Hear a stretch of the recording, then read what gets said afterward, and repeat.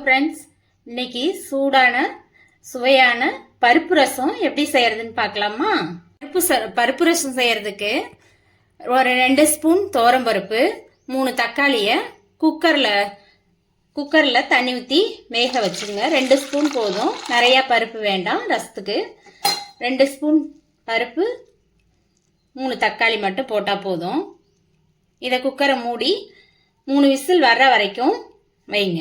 இப்போ நம்ம வேக வச்ச பருப்பு ரெடி ஆயிடுச்சு. 3 விசில் விட்டு இறக்கி வச்சிருக்கோம். நல்லா இது மத்த வச்சு நல்லா மசிச்சு விட்டுக்கோங்க.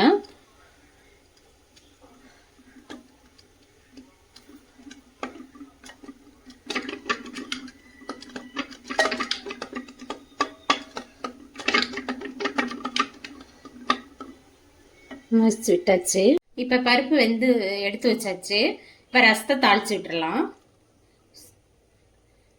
சூடான கடாயில ஆயில் விட்டுட்டு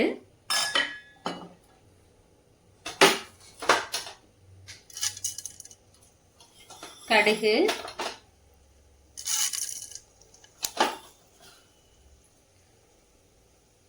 கடலைப்பருப்பு,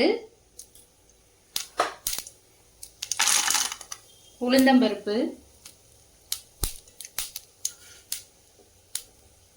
வெந்தயம், சும்மா ஒரு 2-3 வெந்தயம்,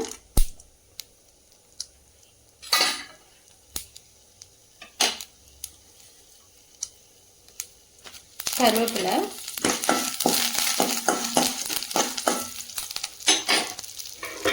கட் பண்ணி வச்சிருக்க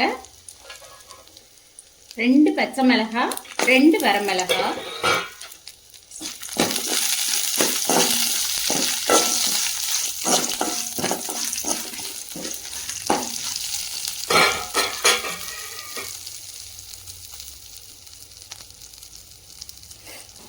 இந்த ரசத்துல என்னன்னா நம்ம பூண்டு, ஜீரகம், மிளகு இதெல்லாம் நுணுக்கி எடுத்து வச்சிருக்கோம். இதையும் இதில் போட்டு மிக்ஸ் பண்ணிக்கோங்க. ஒரு வதக்கிட்டு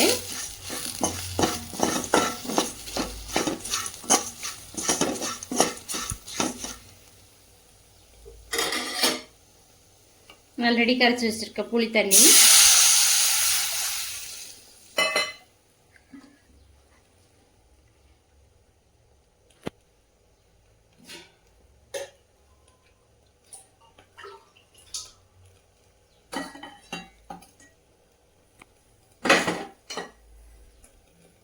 ஆல்ரெடி வேக வச்சிருக்க பருப்பு, தக்காளியை இதில் மிக்ஸ் பண்ணிக்குவோம். தண்ணி எவ்வளோ வேணுமோ அதுக்கு தகுந்த மாதிரி மிக்ஸ் பண்ணிக்கோங்க.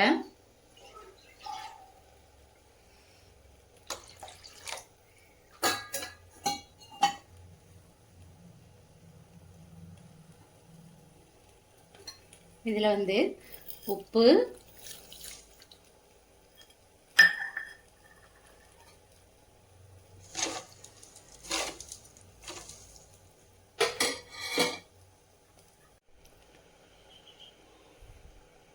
அதில் தோல் உரிக்காம போடுங்க. அந்த பூண்டை நசுக்கி போடுறப்ப தோலை உரிக்காம போடுங்க.